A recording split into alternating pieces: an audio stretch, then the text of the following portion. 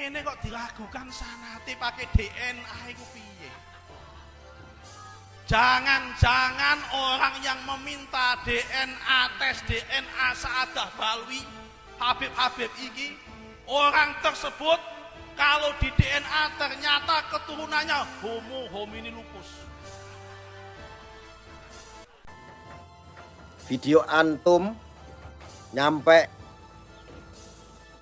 orang nonton pada sakit hati. Moga-moga sampai nonton krungu Gus Yusron. Aku dan kawan-kawan para mujahid NKRI, para aktivis NKRI orang mbok aje ini perjuangannya.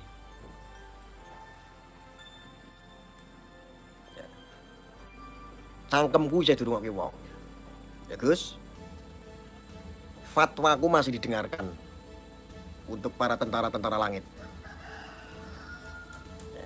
Kalau kamu sudah merasa jumawa, semuanya kamu mau lanjutkan, kalian mau menjadi orang yang sok suci, ingin menjadi orang suci, kami akan komandokan untuk berhenti ngurusin yang kayak begini.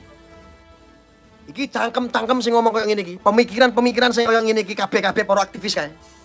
Itu mereka nggak punya kepentingan, nggak seperti Anda yang terstruktural, nggak seperti Anda yang punya di dalam partai, nggak seperti Anda yang memiliki kedudukan.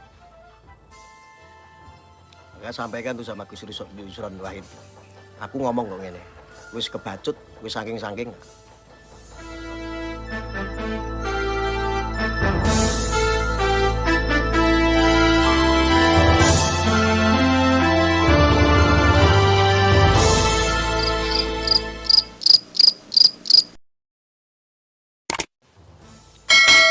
Ya, aku tuh pengen curhat sedikit ya. Ada, saya lihat video itu,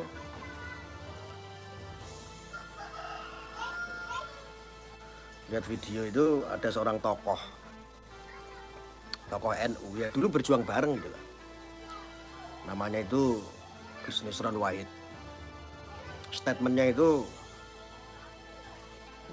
itu membicarakan masalah nasab, terus DNA, bahkan dia mengatakan bahwa orang-orang yang mempertanyakan tes DNA itu adalah bisa-bisa homo sapien atau apa begitu kan. Terus atau bisa-bisa yang menanyakan tentang DNA itu, yang mempertanyakan soal nasab dan DNA itu adalah orang-orang keturunan dari Abu Jahal. Dan itu yang mengatakan itu malah tokoh NU sendiri. Ya salah satu tokoh lah di dunia politik. Ya Gus Yusron itu. Kadang-kadang saya itu merasa ora diajeni. Kami itu nggak diajeni. Kayak wong ora diajeni, paham nggak ora diajeni gue? Ya sengene iki wong ora diajeni iki ngene iki. Ya sebetulnya sih ora perlu diajeni, awake dhewe iki ora perlu. Cuman kaya wong kuwi kudune duwe rasa ngono lho. Ya. Ora anggere jeplak. Kenapa saya itu tahu persis gitu loh. Orang-orang kadang-kadang ini ada tokoh-tokoh struktural NU itu kadang-kadang hadir ketika untuk menggunakan politik pribadinya, untuk kepentingan pribadinya, tidak untuk umat. Tidak untuk umat. Ini kadang-kadang tokoh-tokoh NU sendiri itu kadang-kadang nggak lihat permasalahannya itu seperti apa. Mereka hanya menggunakan momentum-momentum politik untuk mengangkat derajatnya, untuk mengangkat dirinya, untuk kepentingan hawa nafsunya. Terus akhirnya orang ngajeni karo sapa? Orang ngajeni karo wong-wong sing ning ngisor ngene iki. Aktivis-aktivis Nahdliyin. Mereka kemana ketika NU itu dijak-ijak sana kemari? Dibuat bal-balan sana kemari, ditendang sana kemari. Mereka kemana? Lah sing teman-teman ki sing ngisor. Yang mengkanter, yang memberikan pemahaman terhadap provokasi-provokasi di luaran sana itu adalah aktivis-aktivis Nahdliyin. Yang gak punya posisi, yang gak punya jabatan, yang gak punya kepentingan. Ya ora ono sing bayar. Tapi nak berstatement untuk kepentingan umat, terus akhirnya orang ngajeni, belas orang ngajeni. Padahal dulu berjuang bareng. Ketika politik berjuang bareng. Ketika saat ini, saya itu ngerti, kami sebetulnya paham dilema Anda itu paham. Anda itu juga dilema, sama kayak saya. Dilema. Satu sisi ada guru-guru kita juga yang habaib. Bolak-balik diomong. Ini loh saya menyampaikan kayak begini udah bolak-balik menyampaikan bolak-balik.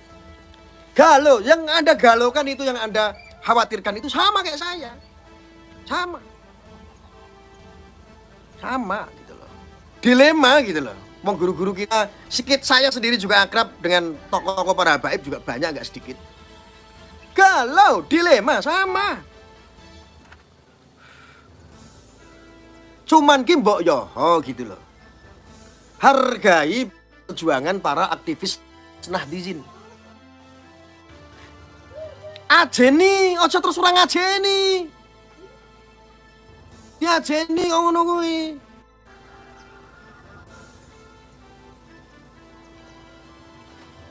Panganamu agar jeplak. Ora kayak ngono kuwi, Gus. Carane ora kayak ngono kuwi. Bedakan antara membenci zuriat Nabi, Ahlul Bait, dengan kepastian tentang nasab. Bedakan dulu itu. Lo kalau cuma untuk mencintai Ahlul Bait, anakku cilik iki lho wis mudeng. Nggak perlu diajarin. Ya sudah belajar. Anak-anak kecil udah diajarin kayak begitu. Hormati bapak ibumu, hormati alim ulama, hormati kiai, hormati Ahlul Bait, hormati para habaib. Iya, itu sudah diajarkan.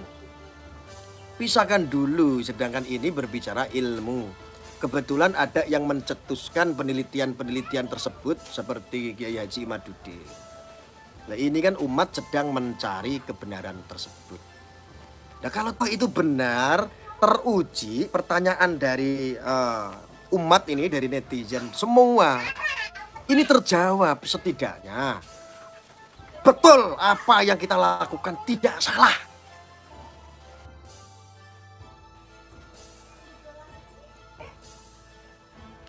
Katanya Kiai.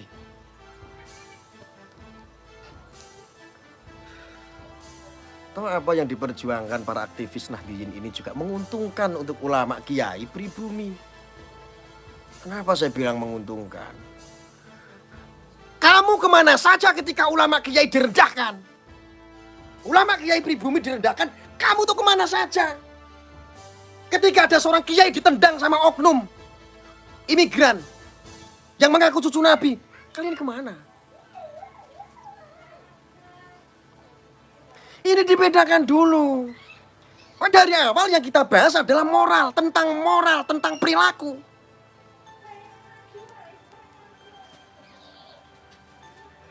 Ketika membahas tentang moral seseorang yang mengaku cucu Nabi, akhlaknya yang tidak sesuai dengan dia yang selalu mengakui sisi sebagai cucu Nabi, akhirnya menjadi sebuah pertanyaan besar. Apakah betul itu cucu Nabi? Oh dia dari keluarga mana sih? Kebetulan dari keluarga Ba'alawi. Ternyata ada yang melakukan penelitian. Ternyata kok kabarnya begini-begini. Lah ini perlu diuji dengan ilmu.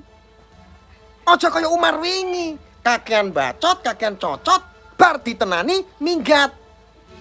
Senjatanya apa? 3 kali 24 jam.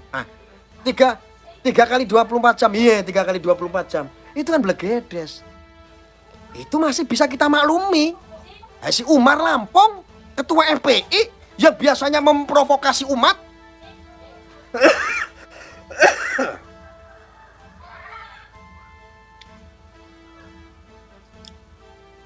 Orang-orang itu saya nggak kaget. Yang kaget itu kadang-kadang saya ketika ada seorang kiai atau seorang gus. Orang ngajeni. Gak menghargai perjuangan kami semua. Yang ngajeni lo kami aktivis Nahdliyin itu. Satu, tidak ada kepentingan. Berdiri di struktural, tidak ada. Jadi DPR, nggak ada. Pengen jadi komisaris, nggak ada. Memang angel. Wong nek golek ridhone Gusti Allah ki memang angel gitu loh. Lah wong jangankan kita. Lah wong Gus Dur saja dihianati oleh sekelilingnya itu banyak. Lah guru besar kita dihianati, disakiti sama orang-orang yang tadinya bukan apa-apa akhirnya menjadi apa-apa. Menjadi orang penting di negeri ini. Agak kurang-kurang. Banyak. Ayo, kemelinti gitu loh. Orang ngajeni. Ini orang-orang yang tokoh-tokoh itu, entah yang terus struktural ataupun yang tidak. Kalau masih nggak paham yang saya sampaikan, masih ada yang bela masalah bab itu ya berarti ya dia dilema. Mungkin dia menjilat.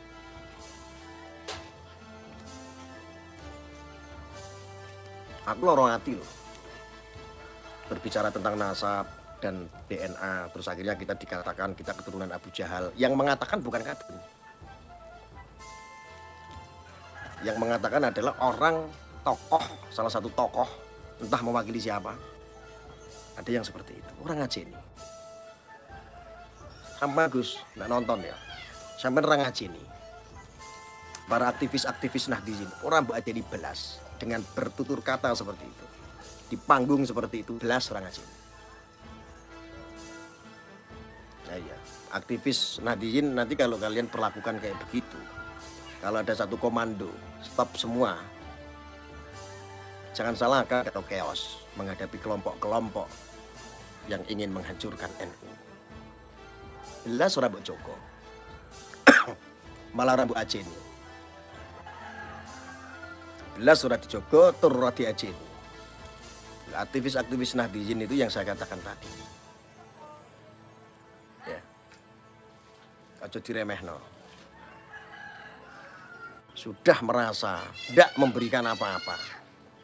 Lama hitung-hitungan matematika jauh kok sama Kadrun.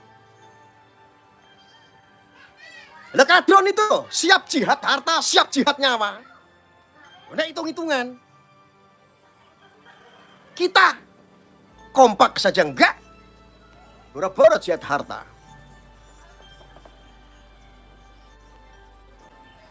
Mereka itu loh menggalang massa yang menghabiskan dana miliaran. Wani urunane, wani gelute, wani nyawane. Coba kita itu fakta kok. Itu loh fakta. Kompak aja nggak bisa. Giliran ada para aktivis, para mujahid Nahdliyin, orang mbok ajeni terus karepe iki piye? Loro atiku kok kono. Panganan ora loro. Loro apa diculke wae?